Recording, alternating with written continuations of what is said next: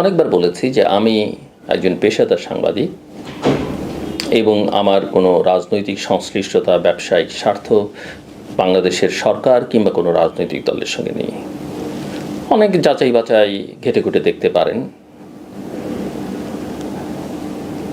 এবং শেখ হাসিনা সরকার তো নানাভাবে সেগুলো দেখার চেষ্টা করেছে, খোঁজার চেষ্টা করেছে, কিন্তু কিছু করতে পারেনি। কিন্তু যে সত্যগুলো বলছিলাম তাদের সরকারের সময়ে,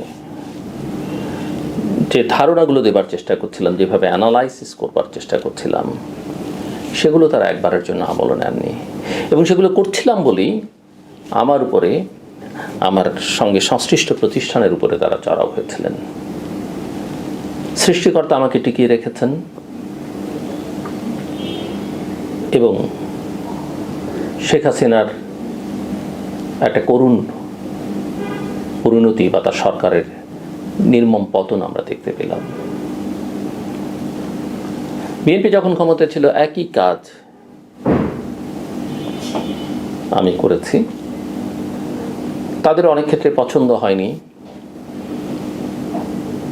তারাও ছোটোখাটো যেভাবে পারেন সম্ভব ছিল ডিস্টার্ব করেছেন।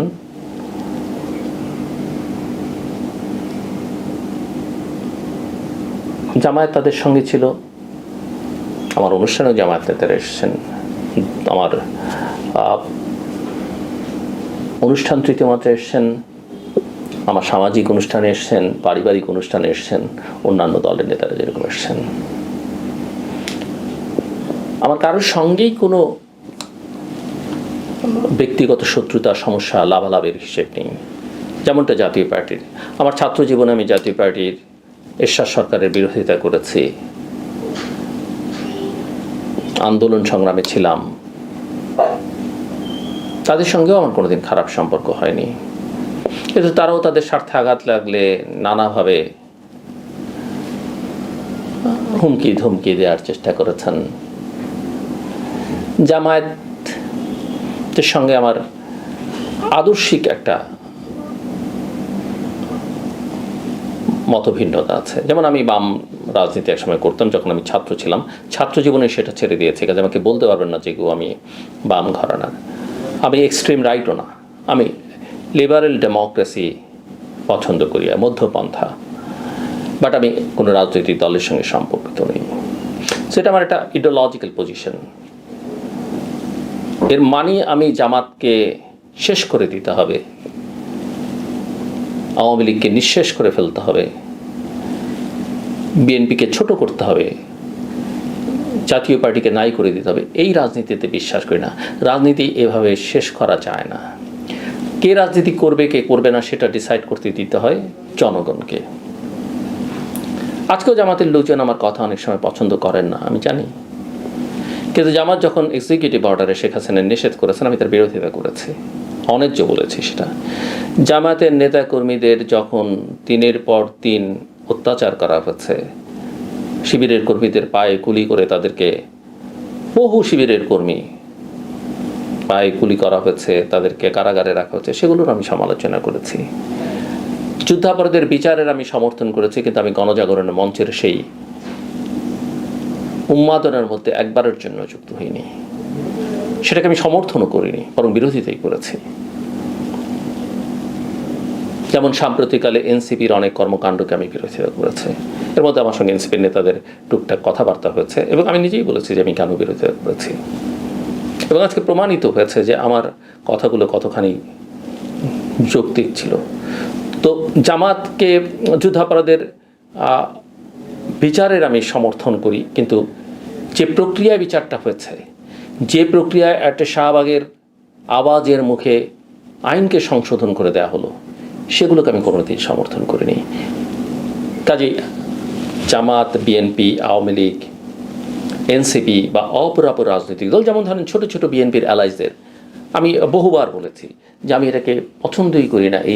এই রাজনীতি, এই চোটগত রাজনীতি বড় দুটো দলকে ক্ষতিগ্রস্ত হচ্ছে, ছোট দলগুলোকে ক্ষতিগ্রস্ত করেছে। আপনাদের মনে থাকবার কথা, আমি একবার শেখ হাসিনাকে ধন্যবাদ জানিয়েছিলাম যে ছোট ছোট দলগুলোকে, কিছু দলকে, এদের এই নেতৃত্বের চরিত্র তিনি উন্মোচন করে দিয়েছেন, তাদের দলগুলোকে ফিনিশ করে দিয়েছেন, সেজন্য তাকে আমি ধন্যবাদ জানিয়েছিলাম। এবং যে কারণে আমি বলি ছোট দল করে, বড় গাছের তলায় কোনোদিন ছোট দল গাছ জন্ম নেয় না, গাছ বড় হয় না, লতা পাতা টিকে থাকে। সো আমি বহুবার বলেছি এই দলগুলো নিশ্চয়ই তাদের ভয়েস আছে এবং সেগুলো গুরুত্বপূর্ণ, তাদেরকে তাদের মতো রাজনীতি করতে দেওয়া উচিত। আর তারা যদি মনে করে তারা পারবে না, তাহলে তারা বিএনপি, আওয়ামী লীগ, জাতীয় পার্টি, জামাতে যোগ দিক। কিন্তু লেজুর ভিত্তি করা যে রাজনীতি, সেটা করা উচিত নয়। যে কারণে আমি বলি বিএনপি তার মিত্রদের আগামী নির্বাচনে তার নির্বাচনী ফান্ড থেকে টাকা দিয়ে দিক, তারা তাদের মতো নির্বাচন করুক। ক্ষমতায় গেলে তাদেরকে নিয়মের মধ্যে থেকে কিছু ব্যবসা বাণিজ্য করবার সুযোগ করে দিক, যাতে দলগুলো দাঁড়াতে পারে।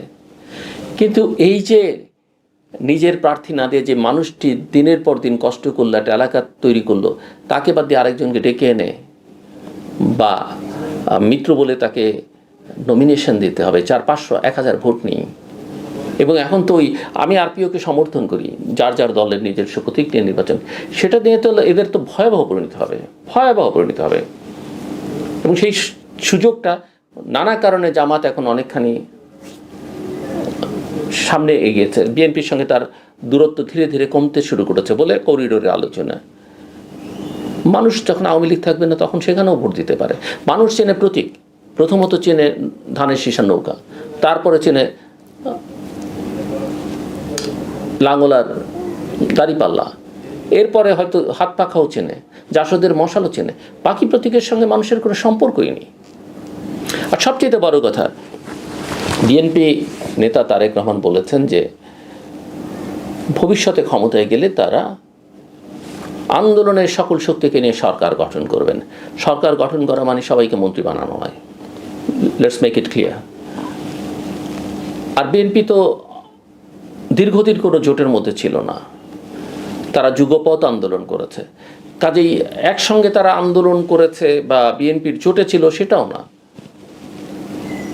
আর আন্দোলনের জোট আর নির্বাচনের জোট কি এক? আন্দোলন কি করে মানুষ শুধু নির্বাচন করবার জন্য বা ক্ষমতায় যাবার জন্যে? সেটাই যদি হয় তাহলে তো বলতে হবে এই দলগুলো আসলে মানুষের কল্যাণে কিছু করে না। সো ইদানিংকালে আমার কথাবার্তা শুনে অনেকেই বিরক্ত হন। আমি জানি ছোট ছোট দলের অনেক নেতা, আমার ঘনিষ্ঠজন বন্ধু, তারাও বিরক্ত হচ্ছেন। বিএনপি তো একটা সময় মনে হচ্ছে, আমি যখন বলেছি যে আওয়ামী লীগ যেহেতু নেই, বাংলাদেশে একটা মধ্যপন্থার রাজনৈতিক দল হিসেবে বিএনপির এখন অপার সম্ভাবনা। বিএনপি নেতাদের অনেকে ভালো লেগেছেন, আবার অন্য অন্য দলের নেতাকর্মীরা বা সমর্থকরা আমাকে তাদের দালাল বানিয়ে দিয়েছিলেন। কিন্তু না, আমি বলেছি যেহেতু আওয়ামী লীগ ভিজিবল না, বিএনপি পারে সেন্টার লেফটের, সেন্টার রাইটদের এবং যারা মধ্যপন্থার তাদের সকলকে সন্নিবেশিত করতে। এক্সট্রিম রাইট বিএনপির পক্ষে হওয়া সম্ভব না, হওয়া উচিত না। এটা হচ্ছে আমার একটা অবজারভেশন, অ্যানালিস্ট হিসেবে। তো এখন লক্ষ্য করলে দেখবেন যে আমি যেমন ইনক্লুসিভ ইলেকশনের কথা বলেছি, সেই 8 তারিখ রাত থেকে একটা সবার জন্য লেভেল প্লেইং ফিল্ড, সবার জন্য বাংলাদেশের পলিটিক্যাল ল্যান্ডস্কেপে স্পেস নিশ্চিত করবার কথা আমি বলেছি। একই সঙ্গে আমি বলেছি যে এই মুহূর্তে দেশটাকে ঠিকঠাক করবার জন্যে বিএনপি একমাত্র সম্ভাবনা, তারেক রহমানই একমাত্র শক্তি। এবং আমি একথা বহুবার বলেছি, যত দ্রুত নির্বাচন হয় বাংলাদেশের জন্য মঙ্গলজনক। আমি তো ডিসেম্বরের মধ্যে বারবার বলেছি নির্বাচন ডিসেম্বরের পরে গেলে নির্বাচন কখন হবে আমরা কেউ জানি না। আমি বহুবার, আপনার পুরনো রেকর্ড দেখেন, আমি বহুবার বলেছি যে নির্বাচন যত বিলম্বে হবে বিএনপির হাত থেকে খেলা ধীরে ধীরে চলে যাবে। আজকে দেখেন, আজকে কে রাজনীতি ডিক্টেট করছে? বিএনপি না জামাত, এনসিপি? তারা তো বিএনপির নেতারা তো আসলে আমি তাদের সঙ্গে দীর্ঘদিন মিশি, তারা অত্যন্ত সজ্জন, আমার অনেক ঘনিষ্ঠ বন্ধু বান্ধব আছেন সেখানে, বড়রা তো আছেনই, শ্রদ্ধাভাজনরা। কিন্তু তাদেরকে আমি দীর্ঘদিন যাবৎ চিনে যেটা মনে হয়েছে, বিএনপি আসলে এখন একটা রাজনৈতিক দল হিসেবে গড়ে ওঠেনি। এটা এখন একটা platform, like a club, anti Awami League forces are there. এখন বিএনপি নেতারা, আমি নানান জায়গায় শুনি, তাদের আর আমার কথাবার্তা ভালো লাগছে না। ভালো না লাগাটা আমার জন্য ভালো, কারণ তারা যখন আমার কথা তাদের ভালো লাগে না, তাহলে বুঝতে হবে, আমি যেমন প্রায়শই বলি, বিভিন্ন অনুষ্ঠানে বলি, সরকার যখন আমার উপরে বিরক্ত, সরকার যখন আমাকে পছন্দ করে না, তখন বুঝতে হবে যে আমি রাইট ট্র্যাকে আছি। বিএনপি যখন সব কিছু মেস আপ করছে এবং তাদের যখন আমার কথা ভাল লাগে না, তাহলে বুঝতে হবে। আর অ্যাঙ্গারটা কখন হয়, মানুষের রাগ কখন হয় জানেন? যখন তার মধ্যে দুর্বলতা বেশি থাকে। সো বিএনপির লোকজন এখন মনে করে, অনেকেই শুনি, বড় বড় নেতা কর্মীদের কথা আমি জানি না, যে সে তো নির্বাচন চায় না। আমি বলি নির্বাচন দেখি না, এর মানে তো নির্বাচন চাই না তা না। আমি বরং দল হিসেবে বিএনপি যতটা না নির্বাচন চেয়েছে, আমি তার চেয়ে বেশি চেয়েছি। কারণ বিএনপি ধীরে ধীরে ধীরে ধীরে বিভিন্ন সময় বিভিন্ন জায়গায় কম্প্রোমাইজ করেছে, নিজের অবস্থানের সঙ্গে, নিজের শক্তির সঙ্গে, নিজের কর্মীদের আন্তরিকতা নিষ্ঠার সঙ্গে, আদর্শের সঙ্গে বিএনপি বহু কম্প্রোমাইজ করেছে। করতে করতে এই জায়গায় এসে দাঁড়িয়েছে। এটা হওয়া উচিত ছিল না। বিএনপির তো এতদিন রাষ্ট্র ক্ষমতায় থাকবার কথা ছিল, অনেক বেশি আসন নিয়ে থাকবার কথা ছিল। এখন অনেকে আলোচনা করে যে বিএনপি এই ইলেকশনে জিতবে না। আমি অবাক হব না। ফেব্রুয়ারিতে যদি নির্বাচন হয়েই যায়, আর সেটা যদি এই সরকারের অধীন হয়, নানান জায়গা থেকে বলা হচ্ছে বিএনপির সিট 120 থেকে 130 হবে, হতেও পারে, অস্বাভাবিক কিছু না।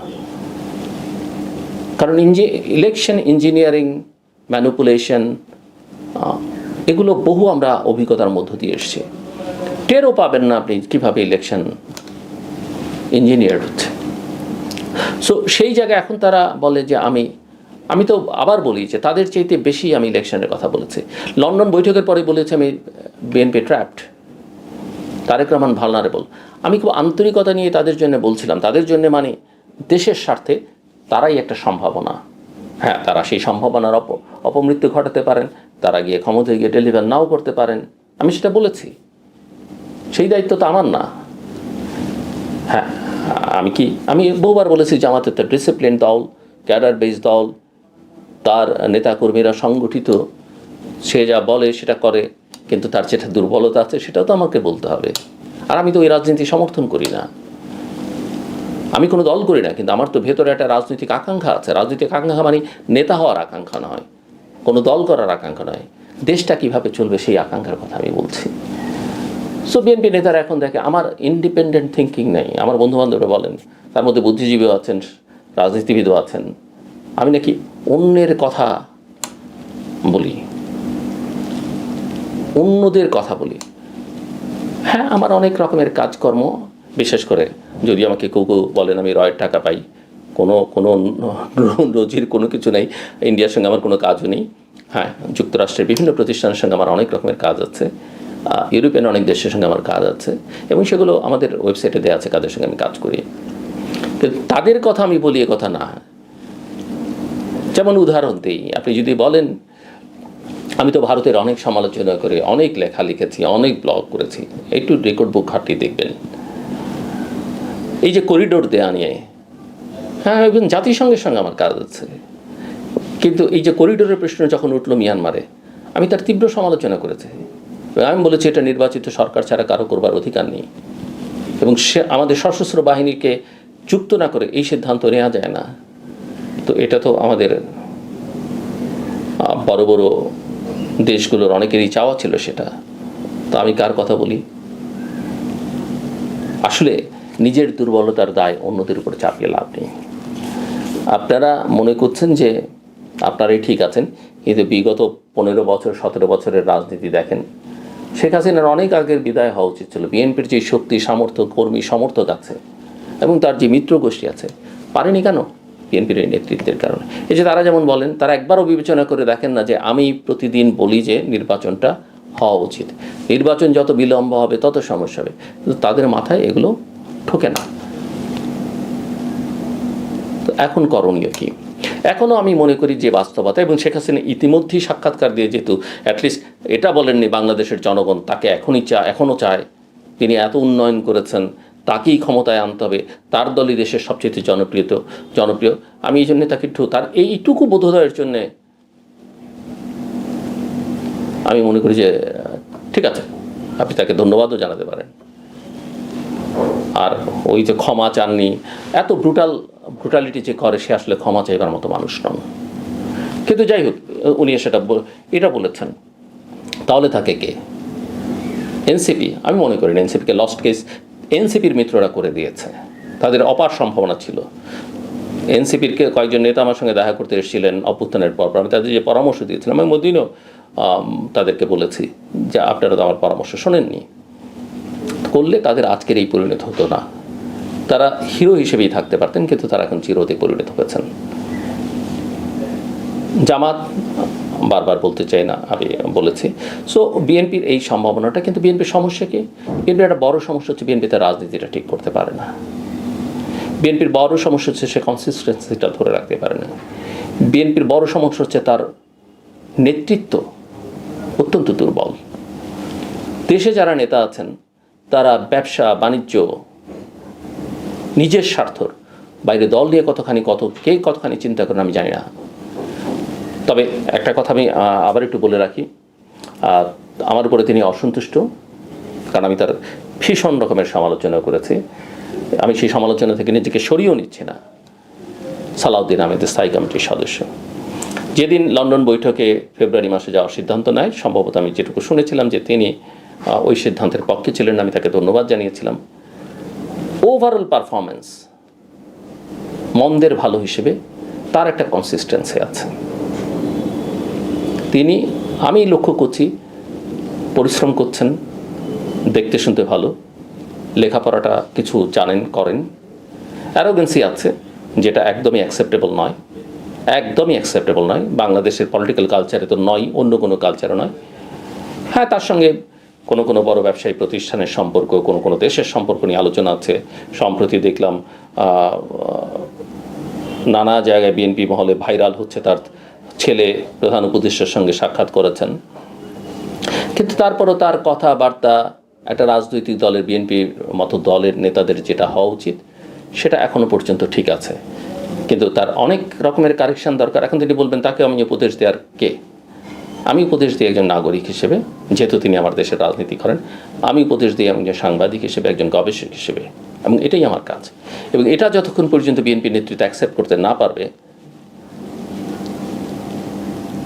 তাদের জন্য সামনের দিনগুলো সুখকর হবে না।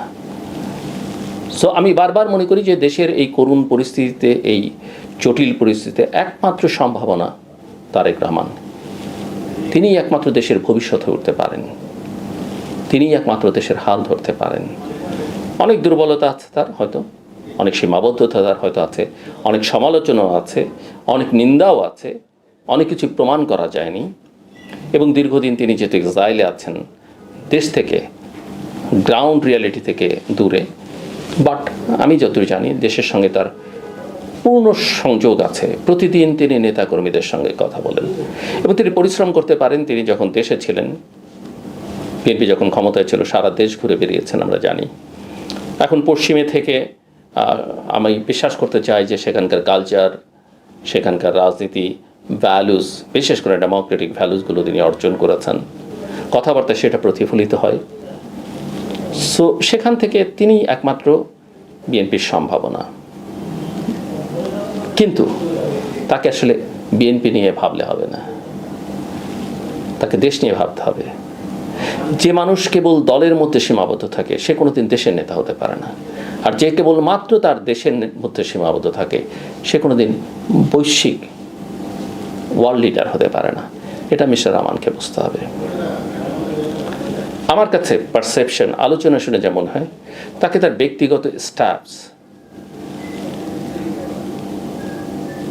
কোয়ালিটি আরও উন্নত করতে হবে এবং তাদেরকে রাজনীতি থেকে দূরে রাখতে হবে। আমার পরিষ্কার কথা, তার পার্সোনাল স্টাফরা কোনো রাজনৈতিক কর্মকাণ্ডের মধ্যে কোনো সম্পর্ক থাকতে পারবে না, কারণ তাকে মাথায় রাখতে হবে তার দলের নেতাকর্মীরা যা করবেন শেষ পর্যন্ত দায়টা তার পার্সোনাল স্টাফরা যা কিছুর সঙ্গে জড়িত হবেন সেগুলো যদি ঠিক না হয়, নেতিবাচক হয়, তার দায় তাকে নিতে হবে। আরেকটা বড় প্রবলেম বিএনপির, সেটা হচ্ছে যে বিএনপির নেতৃত্বের একটা বড় অংশ আসলে ইনভ্যালিড। এখন তাদের মাথা কাজ করে না, শরীর কাজ করে না, বয়স হয়েছে, বয়স কাউকেই ক্ষমা করে না। আমারও বয়স হবে, আমারও বয়স হচ্ছে, প্রত্যেকটা মানুষের একটা সার্টেন স্টেজে রিটায়ারমেন্টে যাওয়া দরকার। বিএনপি স্ট্যান্ডিং কমিটির অনেকে আছেন এখনো বেড রিডেন, তাদের কোনো ভূমিকা নেই, অনেকগুলো পদ খালি স্ট্যান্ডিং কমিটির। অনেকের মাথাই কাজ করে না, কথাবার্তা শুনলে বোঝা যায় শরীর চলে না। উইথ ডিউ রেসপেক্ট, আমি তাদের কাউকে অবহেলা করি না, আমি বড়দের প্রতি যথেষ্ট পরিমাণে শ্রদ্ধাশীল। কিন্তু ভাই, আপনার দল রাজনীতি তো দেশের জন্যে, আপনি তো শুধুমাত্র আবেগ দিয়ে বা এমনকি যেহেতু বিএনপি চেয়ারপারসন তাদেরকে ওই পদে বসিয়েছেন, তার জীবদ্দশায় তাদেরকে সরানো যাবে না, এই নীতি একদমই দলের জন্য ভালো না, দেশের জন্য ভালো না, এবং শেষ পর্যন্ত তারেক রহমানের জন্য ভালো না।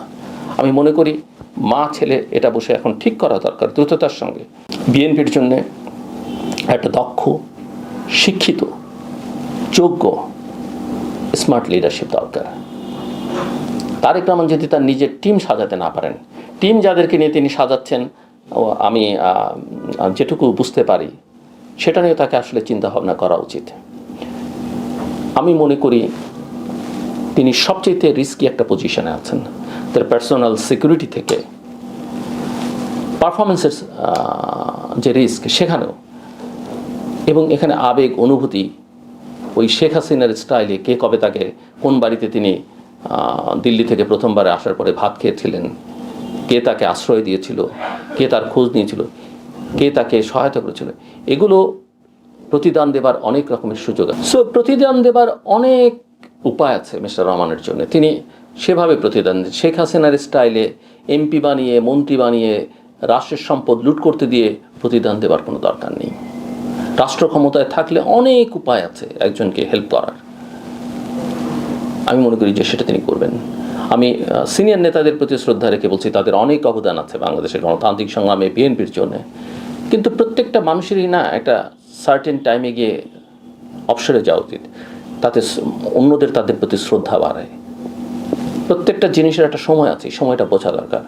আর সবচেয়ে বড় কথা, দেশ দল এখন যে ক্রাইসিসে, সেখানে তারেক রহমানের হাতটাকে অনেক বেশি শক্তিশালী করা দরকার। আমার কাছে মনে হয়েছে যে বিএনপির নেতৃত্ব আসলে তাকে সহযোগিতাটা করেননি, এত বছর তাকে সেইভাবে সহযোগিতা করেননি। তারা করলে চিত্রটা অন্যরকম হতো। তার অ্যাসপিরেশন আছে, তার ডেডিকেশন আছে, তারেক রহমানের চেষ্টাটা আছে, আমি দেখতে পাই, কিন্তু সেই সহযোগিতাটা তিনি পান না। এখন তাকেই ঠিক করতে হবে মিস্টার রহমানকে যে তিনি আসলে কি করবেন।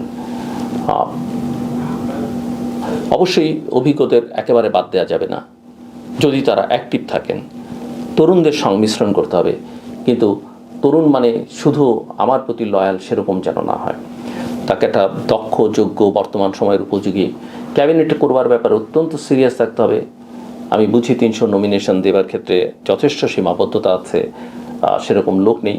তার মধ্যে যতজন ভালো আনা যায়, এমনকি বিরোধী দল থেকেও যদি কোনো সুযোগ করে দেয়া যায় বা তাদের জন্য একটা স্পেস করে দেওয়া যায়, আকাঙ্ক্ষাটা যেন থাকে একটা ভালো রিচ পার্লামেন্ট হয়, এবং ক্যাবিনেটটা যেন দক্ষ লোকদের হয় যারা ডেলিভার করতে পারবে।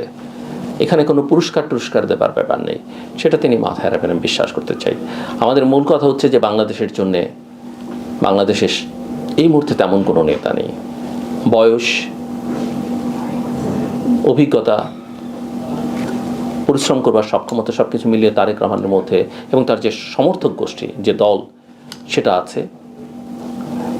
যত সীমাবদ্ধতা, দুর্বলতা থাকুক না কেন, আমাদের সবার উচিত দেশে একটা আধুনিক বাংলাদেশ করবার জন্য, গণতান্ত্রিক বাংলাদেশ করবার জন্য তাকে নিয়ে চেষ্টা করা। তিনি সফল না হলে তার দায়ভার তার, সেটা আমরা যারা বলছি বা যা আমরা চাইছি, এটা আমাদের আকাঙ্ক্ষার কথা, আমাদের নয়। এবং আমি বিশ্বাস করতে চাই যে তিনি পরিস্থিতিটা বুঝবেন, দেশের পরিস্থিতি, আঞ্চলিক পরিস্থিতি এবং বৈশ্বিক রাজনীতি। আপনাদের সবার জন্য শুভকামনা। আমার কথা শুনবার জন্য অনেক ধন্যবাদ।